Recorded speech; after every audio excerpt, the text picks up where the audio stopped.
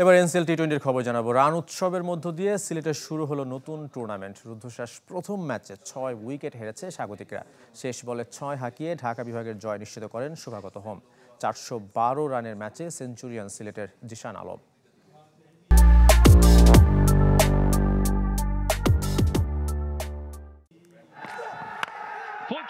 শেষ বলে দরকার 5 রান। নায়ক হতে হলে যা দরকার তাই করলেন শুভাগত হোম। তার ছয়ে বোলার তোফায়েল আহমেদ বনে গেলেন খলনায়ক। হতাশা নিয়ে পড়ে রইলেন উইকেটে।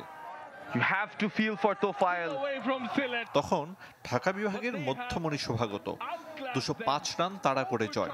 6 বলে 12 রানের সমীকরণ মিলিয়েছেন। এর আগের ওভারেই ক্যাচ দিয়েছিলেন শুভাগত হোম। তবে খালেদ আহমেদের নোবল থামিয়ে দেয় সিলেটের উদযাপন। পঞ্চম উইকেটে মাহিদুলকে সাথে নিয়ে শুভাগতর 63 রানের জুটি ঢাকার জয় নিশ্চিত করে। তবে ভিত গড়ে দিয়েছেন আরিফুল ইসলাম।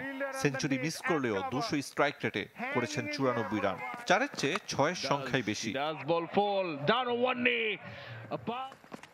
সিলেট স্টেডিয়ামে সিলেট ওপেনারে 6-এর বন্যা।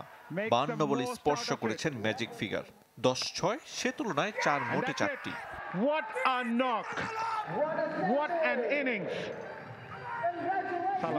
বিপিএল ঘিরে দীর্ঘদিনের অভিযোগ রান খরা। সেখানে এনসিএল টি20-র প্রথম ম্যাচেই 412 রান। ব্যাটারদের জন্য তো বটেই, দর্শকদের কাছেও বিশেষ কিছু। প্রথম ম্যাচেই জমজমাট টুর্নামেন্ট। পাশের আউটারে অল্পের জন্য 200 রানের দলীয় সংগ্রহ হয়নি ঢাকা মেট্রোর। ইমরানুজ্জামান আর নাইম শেখের হাফ সেঞ্চুরিতে ওদের সংগ্রহ 4 উইকেটে 192 রান।